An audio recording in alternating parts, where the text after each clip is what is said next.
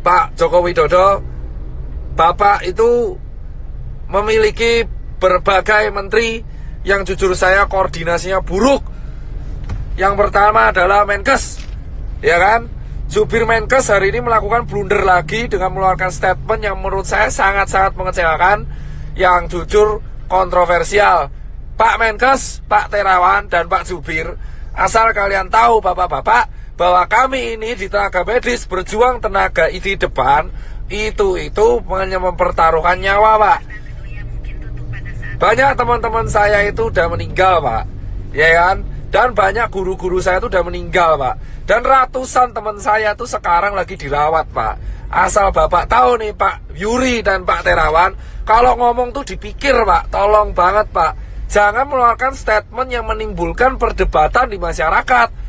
Anda itu di BNPB mengeluarkan statement barusan, yang miskin menularkan yang kaya. Itu gak jelas, Pak. Jangan pernah membenturkan penyakit dengan status sosial di masyarakat. Saya itu capek, Pak, tapi lebih capek teman-teman saya di GD. Anda itu Menkes, jubir Menkes, Anda itu membawa nama pemerintah di Indonesia. Setuju gak, Pak? Setuju. Capek kita berdua ini, Pak. Capek semua tenaga medis di Indonesia itu capek, Pak.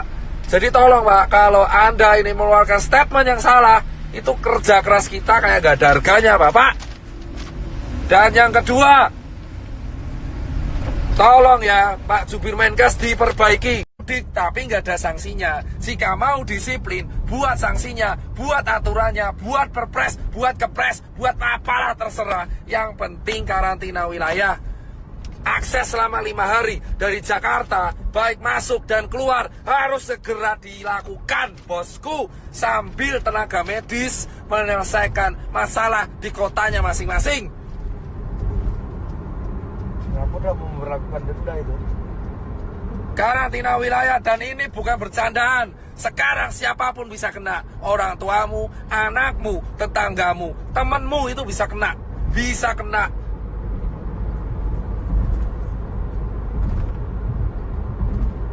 Temanmu siapapun bisa kena sekarang, bos. Ya kan? Dan saya minta ini sampai suara saya habis, saya gak peduli. Dan berikutnya adalah, tolong cek kesiapan pangan. Jika pangan sudah siap, jika ekonomi emang hancur, pangan sudah siap, lindungi pangan di seluruh kota masing-masing. Setiap kepala daerah wajib menyetorkan pihak keamanan untuk menjaga kesiapan pangan. Pasar, minimarket harus dijaga supaya mencegah terjadinya penjarahan. Hal yang kedua yang harus dilakukan, mengundang para pakar ekonomi ke istana ataupun lewat Skype untuk melakukan rapat terbatas, menghitung kalkulasi ekonomi kemungkinan terburuk yang terjadi jika tidak dilakukan karantina wilayah dan jika dilakukan karantina wilayah.